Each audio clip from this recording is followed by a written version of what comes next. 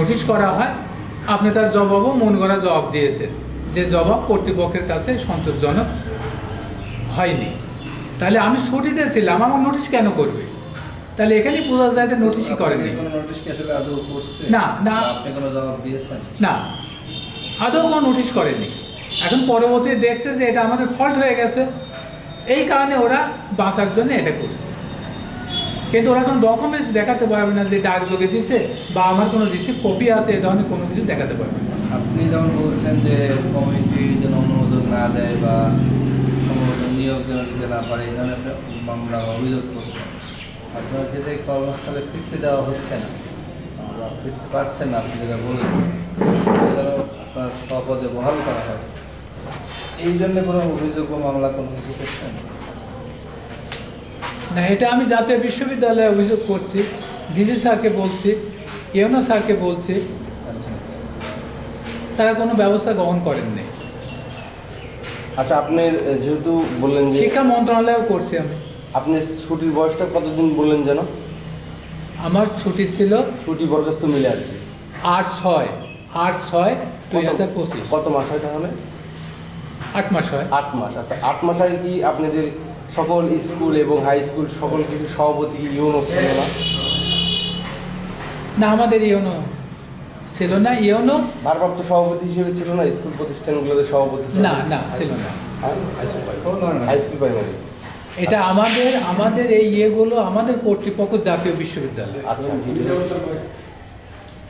জাতীয় বিশ্ববিদ্যালয়ের প্রজ্ঞাপন অনুসারেই তো আমি করি, আবেদন করি।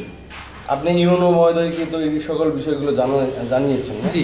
উনি কোনো ব্যবস্থা গ্রহণ করেছিলেন? না, করেননি।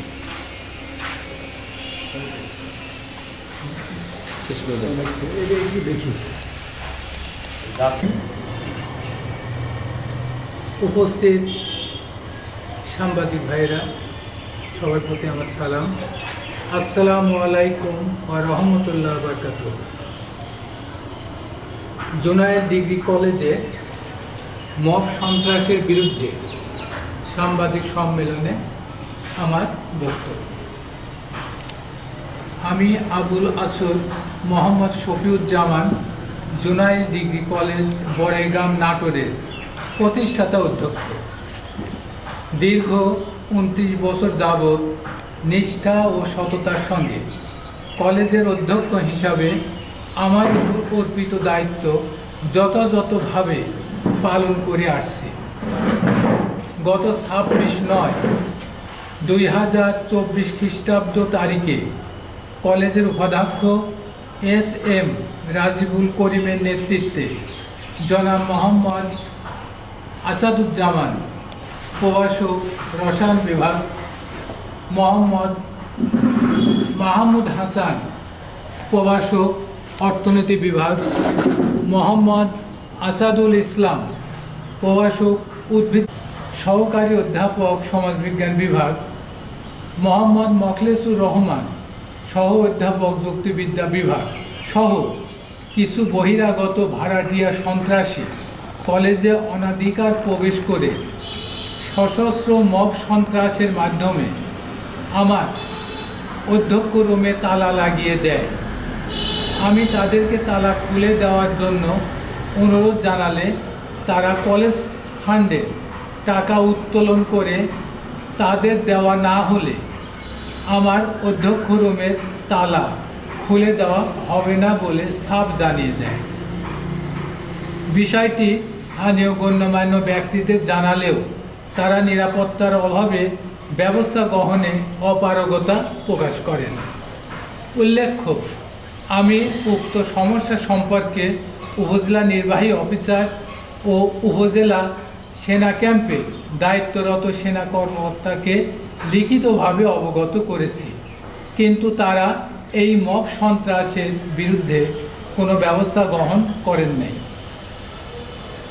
আমি গত 25/9/2024 খ্রিস্টাব্দ তারিখ পর্যন্ত কলেজের অধ্যক্ষ হিসাবে যথারীতি স্বাভাবিকভাবে দায়িত্ব পালন করেছি এবং গত 29/8/2024 খ্রিস্টাব্দ তারিখে জাতীয় বিশ্ববিদ্যালয়ের প্রজ্ঞাপন মোতাবেক 23/9/2024 খ্রিস্টাব্দ তারিখে আমি অ্যাডহক কমিটি গঠনের জন্য জাতীয় বিশ্ববিদ্যালয়ে প্রস্তাব প্রেরণ করি। কিন্তু দুঃখের বিষয় এই যে আমার প্রস্তাবিত কমিটির অনুমোদন না দিয়ে অন্য কমিটির অনুমোদন দেয়। এমত অবস্থায় আমি নিরুপায় হয়ে বাংলাদেশ সুপ্রিম কোর্টের মহামান্য হাইকোর্ট ডিভিশনে উক্ত অ্যাডহক কমিটির বিরুদ্ধে একটি রিট আবেদন দায়ের করি, যার case number writ petition number 13,179/2024। দায়েরকৃত রিট আবেদনের পরিপ্রেক্ষিতে মহামান্য হাইকোর্ট ডিভিশন উক্ত অ্যাডহক কমিটির কার্যক্রম স্থগিত করেন। বর্তমানে এই মামলা হাইকোর্ট ডিভিশনের আপিল বিভাগে চলমান আছে।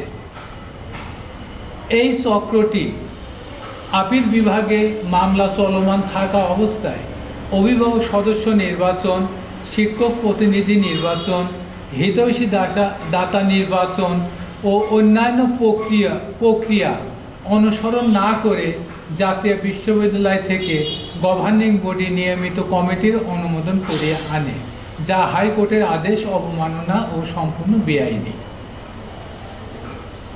পরবর্তীতে গত 7/10/2024 খ্রিস্টাব্দ তারিখে বেআইনিভাবে গঠিত অ্যাডহক কমিটি কলেজের উপাধ্যক্ষকে আর্থিক ক্ষমতা ব্যতীত ভারপ্রাপ্ত অধ্যক্ষের সাময়িক দায়িত্ব প্রদান করেন। অবৈধভাবে ভারপ্রাপ্ত অধ্যক্ষের দায়িত্ব পাওয়ার পরপরই তিনি কলেজের অধ্যক্ষ অর্থাৎ আমাকে প্রথম দফায় 9/10/2024 খ্রিস্টাব্দ তারিখ হতে 8/4/2025 খ্রিস্টাব্দ তারিখ পর্যন্ত 6 মাসের বাধ্যতামূলক ছুটি প্রদান করেন।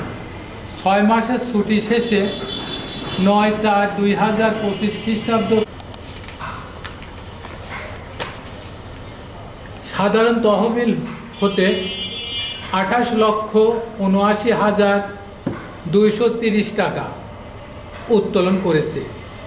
টাকা উত্তোলনের পূর্বেই আমি সোনালী ও জনতা ব্যাংকের ম্যানেজার বরাবর টাকা ছাড় না করার জন্য লিখিতভাবে আবেদন করি, কিন্তু দুর্নীতিবাজ উপাধ্যক্ষ রাজিবুল করিম ম্যানেজার মহোদয়কে রাজনৈতিক ক্যাডার দিয়ে ভয়ভীতির মাধ্যমে টাকা উত্তোলনে বাধ্য করে। এছাড়া তিনি উচ্চতর বেতন স্কেল পরিবর্তনের নামে অনিয়মতান্ত্রিকভাবে শিক্ষকদের কাছ থেকে প্রচুর অর্থ হাতিয়ে নিয়েছে। ইতিমধ্যে উচ্চতর বেতন স্কেল প্রত্যাশী একজন সিনিয়র শিক্ষক, ভারপ্রাপ্ত অধ্যক্ষ সহ মব সৃষ্টিকারী 5 জন শিক্ষকের বিরুদ্ধে নাটোর সহকারী জজ আদালতে একটি চাঁদাবাজির মামলা দায়ের করেন, যার মামলা নাম্বার 741/2025। উল্লেখ্য যে অর্থলোভী এই অবৈধ ভারপ্রাপ্ত অধ্যক্ষ নিয়োগ বাণিজ্য করার হীন উদ্দেশ্যে তড়িঘড়ি করে পত্রিকায় বেআইনিভাবে নিয়োগ বিজ্ঞপ্তি দিয়েছে। আমি এই নিয়োগ স্থগিতাদেশের জন্য নাটোর সহকারী জজ আদালতে একটি মামলা দায়ের করি, যার মামলা নাম্বার 81/2025। এছাড়া এই অবৈধ ভারপ্রাপ্ত অধ্যক্ষ বিভিন্ন রাজনৈতিক প্রোগ্রামের নামে কলেজে কর্মরত শিক্ষক কর্মচারীর কাছ থেকে প্রচুর অর্থ চাঁদা বাবদ আদায় করে। তিনি ইএফটি সংশোধনের নামে শিক্ষক কর্মচারীদের কাছ থেকে অন্যায়ভাবে টাকা আদায় করে। শিক্ষক কর্মচারীরা ভয়ভীতির মুখে চাঁদা দিতে বাধ্য হয়। প্রকৃত ঘটনা হলো অর্থলোভী এই অবৈধ ভারপ্রাপ্ত অধ্যক্ষ নিজ স্বার্থসিদ্ধিহীন উদ্দেশ্যে কলেজের কতিপয় শিক্ষক ও কিছু ভাড়াটিয়া সন্ত্রাসীদের মাধ্যমে মব সন্ত্রাস সৃষ্টি করে আমাকে কলেজ থেকে দূরে রেখে অনৈতিক কার্যকলাপ চালিয়ে যাচ্ছে। বর্তমানে এই কলেজটি বিশৃঙ্খল অবস্থার মধ্য দিয়ে কোনো মতে খুঁড়িয়ে চলছে। আমি আপনাদের মাধ্যমে এই মব সন্ত্রাসের অবসান চাই এবং আমার নিজ হাতে গড়া প্রিয় প্রতিষ্ঠানে ফিরতে চাই। সবাইকে আবারও সালাম। আসসালামু আলাইকুম নোটিশ করা হয়, আপনি তার জবাবও মন গড়া জবাব দিয়েছেন, যে জবাব কর্তৃপক্ষের কাছে সন্তোষজনক হয়নি। তাহলে আমি ছুটিতে ছিলাম, আমার নোটিশ কেন করবে? তাহলে এখানেই বোঝা যায় যে নোটিশই করেনি। কোনো নোটিশ কি আসলে আদৌ করছে? না, না। আপনি কোনো জবাব দিয়েছেন? না, আদৌ কোনো নোটিশ করেনি। এখন পরবর্তী দেখছে যে এটা আমাদের ফল্ট হয়ে গেছে, এই কারণে ওরা বাঁচার জন্য এটা করছে। কিন্তু ওরা কোনো ডকুমেন্টস দেখাতে পারবে না যে ডাকযোগে দিছে বা আমার কোনো রিসিভ কপি আছে, এ ধরনের কোনো কিছু দেখাতে পারবে না। আপনি যেমন বলছেন যে কমিটি যেন অনুমোদন না দেয় বা সম্ভবত নিয়োগ যেন দিতে না পারে, এই ধরনের আপনি মামলা বা অভিযোগ করছেন। আপনার ক্ষেত্রে কর্মস্থলে ফিরতে দেওয়া হচ্ছে না বা ফিরতে পারছেন না, আপনি যেটা বললেন যেন আপনার স্বপদে বহাল করা হয়, এই জন্য কোনো অভিযোগ বা মামলা কোনো কিছু করছেন? না, এটা আমি জাতীয় বিশ্ববিদ্যালয়ে অভিযোগ করছি, ডিজি স্যারকে বলছি, ইউনো স্যারকে বলছি, আচ্ছা, তারা কোনো ব্যবস্থা গ্রহণ করেননি। আচ্ছা, আপনি যেহেতু বললেন যে শিক্ষা মন্ত্রণালয়েও করছি আমি। আপনি ছুটির বয়সটা কতদিন বললেন যেন? আমার ছুটি ছিল ছুটি বরখাস্ত মিলে আর কি 8/6/2025। কত মাস হয় তাহলে? 8 মাস হয়। 8 মাস। আচ্ছা, 8 মাস আগে কি আপনাদের সকল স্কুল এবং হাই স্কুল সকল কিছু সভাপতি ইউনো ছিল না? না, আমাদের ইউনো ছিল না। ইউনো ভারপ্রাপ্ত সভাপতি হিসেবে ছিল না স্কুল প্রতিষ্ঠানগুলোতে সভাপতি? না, না ছিল না। High school primary. এটা আমাদের এই ইয়েগুলো আমাদের কর্তৃপক্ষ জাতীয় বিশ্ববিদ্যালয়। আচ্ছা, জাতীয় বিশ্ববিদ্যালয়ের প্রজ্ঞাপন অনুসারেই তো আমি আবেদন করি। আপনি ইউনো মহোদয়কে তো এই সকল বিষয়গুলো জানিয়েছেন না? জি। উনি কোনো ব্যবস্থা গ্রহণ করেছিলেন? না, করেননি।